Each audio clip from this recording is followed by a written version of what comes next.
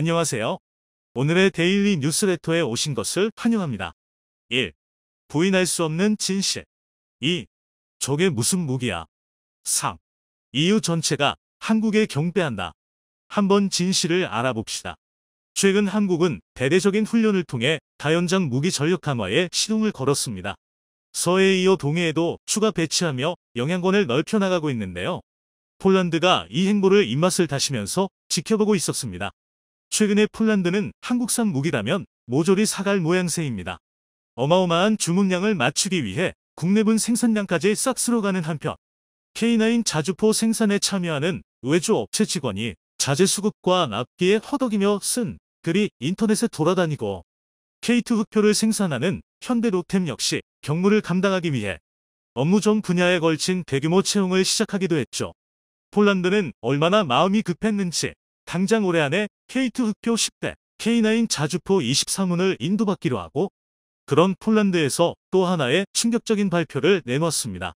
바로 한국의 천무 다연장 로켓까지 도입하는 것을 검토하고 있다는 내용인데요. 우크라이나 전쟁의 게임 체인저라 불리는 미국의 해밀사이 하이마즈를 포기하고 한국의 천무를 선택하겠다는 것입니다. 이러한 결정에는 어떠한 배경이 있는 것인지 지금부터 자세히 알아보도록 하겠습니다.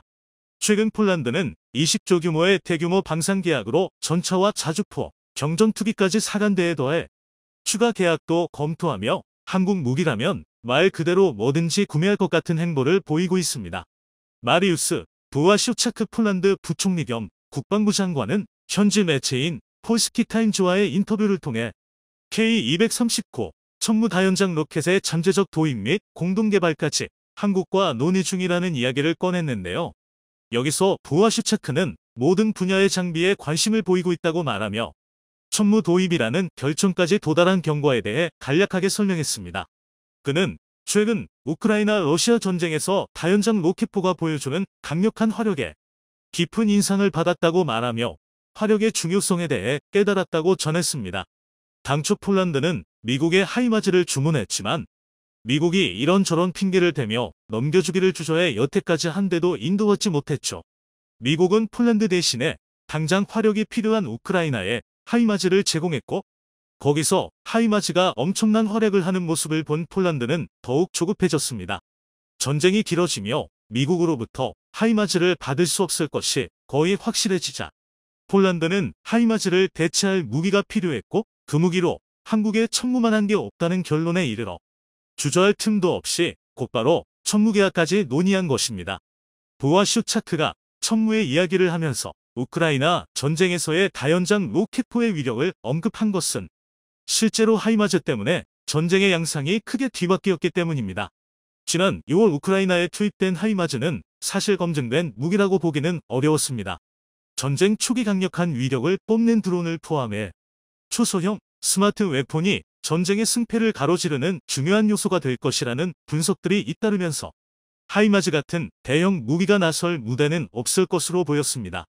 모스크바함 침몰의 주역인 터키산 드론은 물론이고 다양한 사이즈의 중국산 드론이 얼마나 전쟁의 흐름을 바꾸고 있는지도 자주 언급되었으며 휴대용 대전차 미사일 제블린의 활약으로 인해 전차 무용론은 잊을만하면 군사 전문지에 등장할 정도로 대형 무기에 대한 여론이 좋지 않았던 것이 사실입니다. 그러나 하이마즈가 배치되자마자 몰려오던 러시아군의 진격을 가로막으면서 소형 드론이 현대전에서 어느 정도 역할을 하긴 하지만 그보다도 강력한 화력을 통한 억지력이 아직까진 훨씬 효과적이라는 분석이 등장하며 평가가 180도 반전되었습니다. 특히 러시아군이 우크라이나에 구축한 탄약고와 경참기지, 지휘부 등이 대처할 틈도 없이 단 16문의 하이마즈에 줄줄이 녹아내리는 모습을 지켜보면서 우크라이나 군은 그 가치를 알아보고 미국에 더 많은 하이마즈를 지원해줄 것을 요청하기 시작했습니다. 우크라이나는 공식적으로 러시아군의 주요 거점은 물론이고 바그너 그룹, 스페츠나츠 등의 고가치 병력까지 일망타진할 수 있었던 것은 모두 하이마즈 덕분이라고 이야기하며 하이마스가 전장의 게임 체인저라고 칭찬해 마지 않았습니다. 러시아도 하이마즈의 상상 이상의 화력에 뼈아픈 타격이 끊이지 않자 크게 당황해서 자신들이 하이마즈를 파괴했다는 프로파간다까지 여러 번 뿌려대며 경계하는 모습을 보였습니다. 하지만 미국은 이들이 뿌린 프로파간다 내용 그대로라면 16문밖에 안 준 하이마즈가 총 30문은 파괴된 셈이라며 완전히 거짓말이고 푸틴과 러시아는 겁에 질려있다고 조롱했죠. 최근 보도에 따르면 러시아가 파괴했다고 믿고 있던 하이마즈는 우크라이나군이 비슷한 겉모습으로 만들어 야전 배치한 목재 디코이였다고 합니다.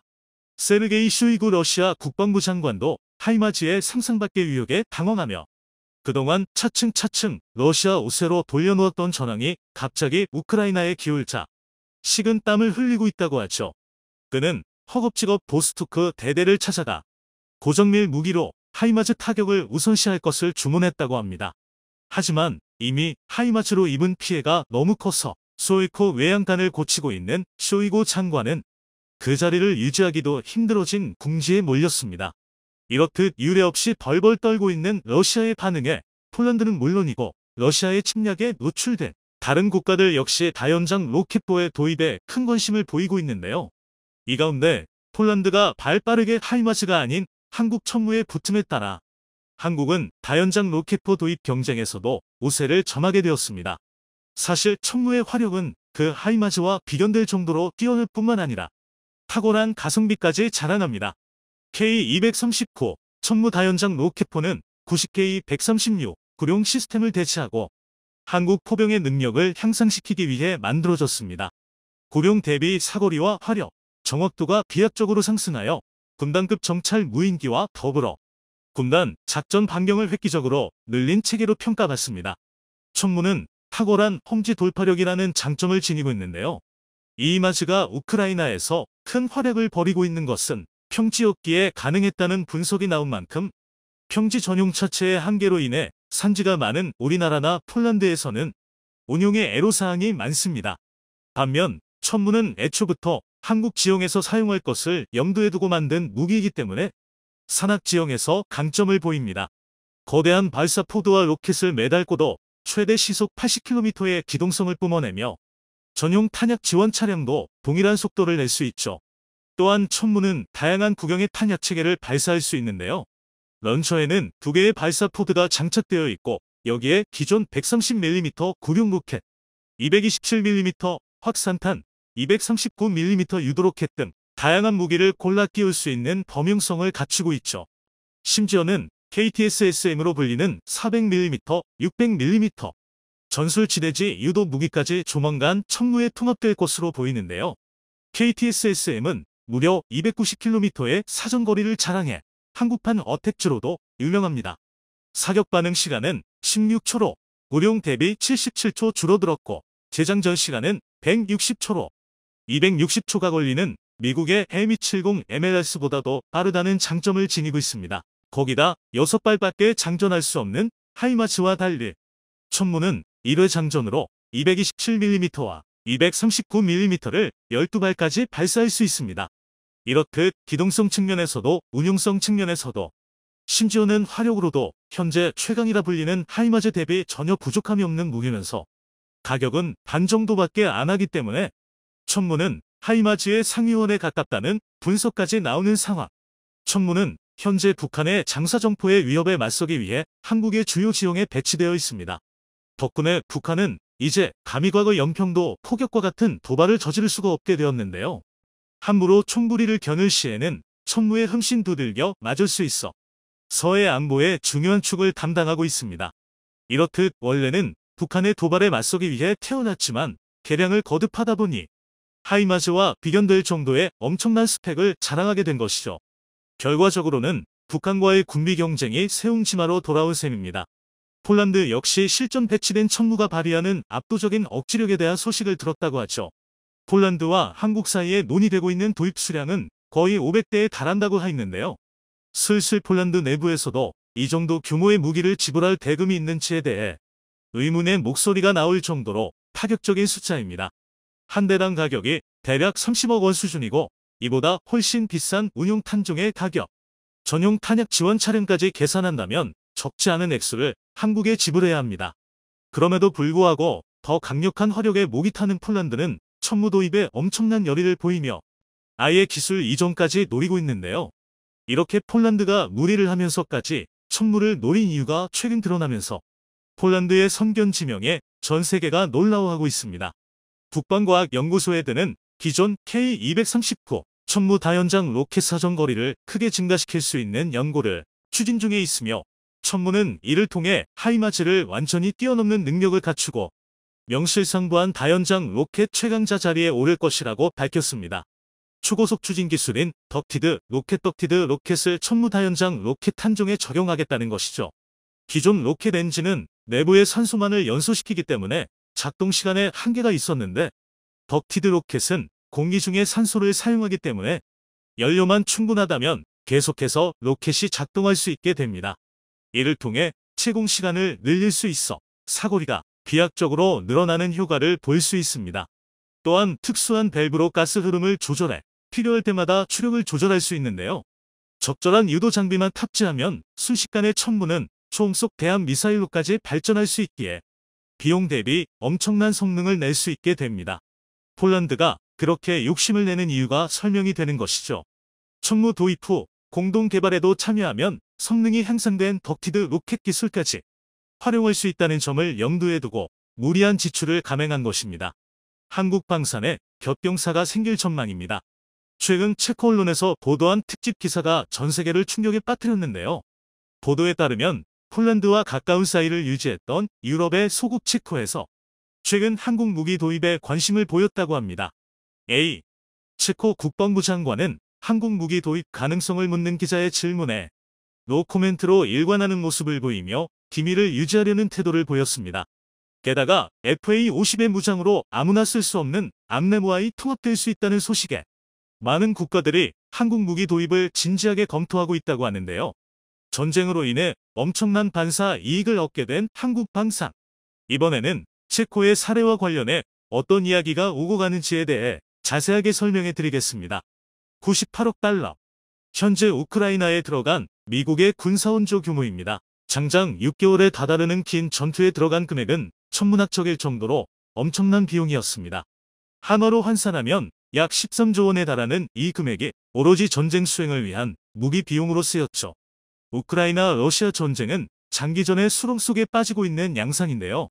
이를 지켜보는 다른 유럽 국가들도 속이 타기는 마찬가지입니다. 유럽 국가들 역시 자국의 자산을 깎아가면서 우크라이나를 지원하는 모습을 보였습니다.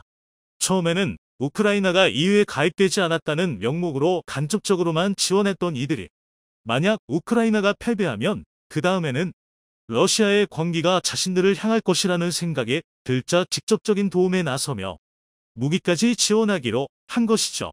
가장 대표적인 국가는 바로 폴란드입니다. 폴란드는 EU에 가입된 국가임에도 불구하고 전투기는 물론 탱크와 기타 전략 무기까지 우크라이나에게 아낌없이 지원하면서 러시아에 맞설 수 있게 든든한 지원자가 되었죠. 아직 전쟁이 끝나지는 않았지만 우크라이나가 지금까지 상당 기간 전쟁을 지속할 수 있었던 까닭으로 폴란드가 지원해준 무기가 꼽힐 정도로 혁혁한 공을 세웠습니다.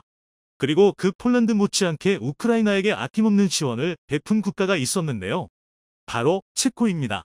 로이터 통신에 따르면 체코가 구 소련제 탱크를 개량한 T-72M 전차를 우크라이나에 몰래 보낸 사실이 밝혀졌습니다. 수륙 양용 보병 전투차 BMP-1과 곡사포도 우크라이나에 함께 보냈죠. 화력이 떨어지는 우크라이나에 직접적인 지원을 피했던 이후 국가들 사이에서 처음 공식적으로 무기를 지원하겠다는 뜻을 내비친 나라가 체코였던 것입니다. 체코의 용기 있는 결단을 마중물 삼아 EU와 다른 나라들도 우크라이나 지원에 뛰어들게 되었고 우크라이나는 전 세계의 도움을 받아 전쟁을 지속할 수 있었습니다. 사실 EU에 가입되지 않은 우크라이나를 지원하는 사실이 알려지면 체코는 이로 인해 곤란해질 수도 있었는데요. 그럼에도 불구하고 체코가 우크라이나를 위해 무기를 지원한 것은 러시아의 공격이 비단 우크라이나에만 그칠 것이 아니라는 것을 여실히 깨달았기 때문입니다. 그렇기에 비공식 지원을 아끼지 않았고 설사 들통나는 한이 있더라도 무기를 지원하는 것을 포기하지 않았던 것입니다. 야나 체르노초바 체코 국방장관은 언론과의 인터뷰에서 지원 사실 자체를 부인하지는 않는 모습을 보이며 암묵적으로 인정하는 모습을 내비쳤죠. 체코 민간 무기 거래상 역시 우크라이나에 56대의 수송기를 지원하기도 하면서 민간 부문까지도 우크라이나로의 지원이 끊이지 않았습니다. 그러나 이러한 지원은 필연적으로 병력 공백을 발생시켜 국방력 약화를 야기하게 되는데요. 최근에는 우크라이나로 지원한 무기들 가운데 일부분이 테러리스트 단체나 제3국으로 팔린다는 사실까지 드러나면서 체코는 곤경에 빠졌습니다. 어디까지나 우크라이나에 지원하기로 한 무기가 외부로 빠지게 되면 우크라이나 지원이라는 명분도 사라지고 자칫 잘못하면 국가가 직접 무기상이 된 것이 아니냐는 비난을 들을 수 있기 때문이죠. 체코는 즉각 이에 대해 보도 자료를 배포하며 사실이 아니라고 강하게 반박했습니다. 오히려 체코는 자신들이 밀무역업자들의 피해를 입은 국가라고 말하며 현재 이로 인한 국방력 손실이 꽤 크다는 사실을 밝히기도 했죠. 체코는 미국이를 최근 퇴역시키고 스웨덴에서 그리펜을 대여 중입니다. 유지가 사실상 불가능해진 구소련제 무기를 우크라이나에 공여해 소모시키고 그 기회의 정권을 현대화하는 것이 체코의 전략이었습니다. 그런데 막상 육상 병력을 공유해주고 항공 병력을 공유하려다 보니 그 전력 공백을 메워줄 무기를 어디에서도 사올 수가 없었습니다. 그래서 최소한의 국방력 유지를 위해 퇴역한 미국기를 판매하거나 공유하지도 못한 채 그냥 쥐고 있는데요. 실제로 많은 구소련제 무기를 우크라이나에 넘기면서 국방력 확충과 신무기 도입이 체코도 필요했던 상황이었습니다. 하지만 전 세계 모든 병력과 자원이 지원의 형태로 우크라이나로 쏟아지는 가운데 새로운 무기를 수입해 올 것이 마땅치가 않았습니다. 독일이나 미국 같은 전통적인 무기 거래 국가들은 우크라이나에 지원하는 물량 이상은 생산할 여력이 없었기 때문이죠. 그런 와중 체코의 귀에 놀라운 소식이 전해졌습니다. 바로 체코와 비슷한 처지에 놓여있던 폴란드가 대규모 무기 계약을 맺었고 그 수입 국가가 한국이라는 것이 알려졌기 때문입니다. 20조를 넘는 엄청난 금액의 대규모 무기 수입. 폴란드와 한국의 무기 계약은 전 세계의 관심을 한몸에 받았습니다. 체코는 이 정도 규모의 무기를 생산할 수 있고 공급할 수 있는 국가는 미국을 포함한 몇 안 되는 무기 선진국뿐이라 생각했지만 한국이라는 의외의 국가에서 이런 일이 가능하다는 사실을 알게 되었죠. 폴란드가 일찍이 한국으로부터 K9 자주포를 수입해 운용했던 것을 체코는 잘 알고 있었습니다.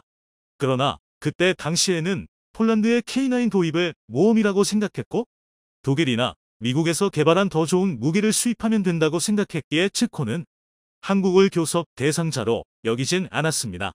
그러나 상황이 바뀌면서 한국 방산 무기의 위험이 드러나자 폴란드가 이를 믿고 대규모 계약을 체결하면서 체코의 생각이 바뀐 것이죠. 한국과 계약하면 퇴역 미국기를 공유할 수도 있고 더 이상 스웨덴에서 그리펜을 빌려 쓰지 않아도 되는 것입니다. 체코는 본격적으로 한국과 접촉, 무기 수입에 대한 논의를 시작했습니다. 이 소식이 알려진 것은 체코 국방부의 보도였습니다. 아냐 체르노초바 국방부 장관과 폴란드 국방장관이 만난 자리에서 폴란드의 무기 도입을 얘기하던 도중 체코 국방장관이 폴란드군의 현대화에서 영감을 받았다고 발언한 것이 결정적인 계기였죠. 체코 기자가 체르노초바 국방부 장관에게 구체적으로 한국 무기의 어떤 부분에서 영감을 받았는지 질문했는데요. 체르노초바 국방부 장관은 자세한 언급을 피하는 모습을 보였습니다. 긍정도 부정도 아닌 회피하는 태도에서 군사 전문가들과 언론인들은 체코 정부가 한국 무기 수입을 서두르고 있다는 것을 눈치했습니다. 체코 내부에선 이에 대해 폴란드의 한국 무기 수입에 대한 특집 기사가 보도되는 한편 체코의 한국 무기 수입에 대한 타당성 논의도 진행되는 상황. 더욱이 폴란드와 체코가 비셰그라드 그룹을 형성하고 있다는 것을 감안한다면 폴란드를 따라 체코도 한국 무기 도입에 속도를 낼 수 있습니다. 과거 한국 정부는 비셰그라드 그룹 수의 수장들과 만나 한국 방산 무기에 대한 비즈니스 논의를 했던 적이 있었죠. 그렇기에 체코 입장에서는 사전에 논의가 된 무기를 한국과 협의를 통해서 도입만 하면 되는 상황입니다. 때마침 체코는 국방비를 전년 대비 평균 10%씩 올리기로 합의해 한국 무기 수입에 필요한 자원도 미리 확보해 두었죠. 게다가 최근 한국에서 전해진 놀라운 소식을 접하면서 체코는 한국 무기 수입에 더욱 열의를 보이고 있다고 합니다.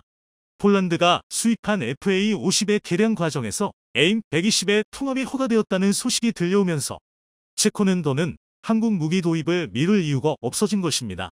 AIM-120은 미국의 중거리 공대공 미사일을 지칭하는 것으로 소위 암램으로 불리는 무기입니다. 능동 레이더 유도 방식으로 적기를 격추하며 발사 후 망각 파이어, 포격 기술이 적용되어 있죠. 발사 후 파일럿이 착탄할 때까지 일일이 유도해줄 필요 없이 일정 이상 거리에 타겟이 들어오면 알아서 적기를 추적하기에 현재 미국 공대공 무기의 주류입니다. 그렇기에 미국에서는 에임 120의 시스템 통합을 자국 전투기 외에는 허락해준 경우가 거의 없습니다. 한국도 그동안 꾸준히 암램의 통합을 미국에 요청했지만 미 국무부는 매번 이런저런 핑계를 대며 거부했죠. 2010년대 중반 이후로 외국제 전투기의 암람을 다는 것은 거의 기적에 가까운 일이라고 업계 관계자들은 평가합니다. KF-21도 암램 통합에 실패하고 하는 수없이 유럽제인 미티어와 아이리스-T를 달기로 결정하는 등 최우방 동맹국인데도 불구하고 미국은 절대 통합 허가를 내주지 않았죠. 그런데 폴란드 언론이 최근 안현호 카이 사장과 인터뷰를 하던 도중 FA-50의 암램을 통합하는 것이 가능해졌다는 점을 시사한 것입니다. 폴란드 정부에서 통합 무장을 위한 비용을 지불할 것이며 한국은 이를 위한 기술 지원을 할 것이라는 언급을 한 것이죠. 암램과 사이드와인더의 통합 비용을 구체적으로 언급했기에 FA-50은 조만간 지금보다도 더 발달한 무장을 탑재하고 유럽 전투기 시장의 다크호스로 거듭날 가능성이 높습니다. 이는 이미 실전에서 충분한 기량을 증명했지만 개량을 거듭하면 이보다 더 놀라운 퍼포먼스를 보일 수 있다는 것을 암시합니다. 체코가 이 소식을 들으면서 FA-50 도입을 미룰 이유가 없어진 것입니다. 상대적으로 저렴한 가격은 물론이고 미국 전투기에나 달 수 있는 함람을 FA-50을 구입하는 것만으로 체코도 이용할 수 있다는 것을 의미했기 때문입니다. 폴란드 내부에서도 FA-50은 주어진 옵션 중 가장 최선의 선택이라고 평가하며 폴란드 국방에 있어 FA-50은 큰 행운이라고 언급한 부분을 고려한다면 체코 입장에서도 대박 계약이나 마찬가지인 셈입니다. 현재 수면 아래에서 논의 중인 무기 도입 논의와 관련 한국 무기 도입은 이제 세계 각국에게 있어 최고의 선택이 되었습니다. 물량을 조달하는 것이 어려워졌을 정도로 한국 무기를 달라고 애원하는 이들이 넘쳐나는 상황인데요. 한국 방산에 비추오는 서광이 앞으로도 계속 내리쬐길 바라며 아무것도 없던 가난한 국가가 방산 선진국으로 발전할 수 있게 도움을 준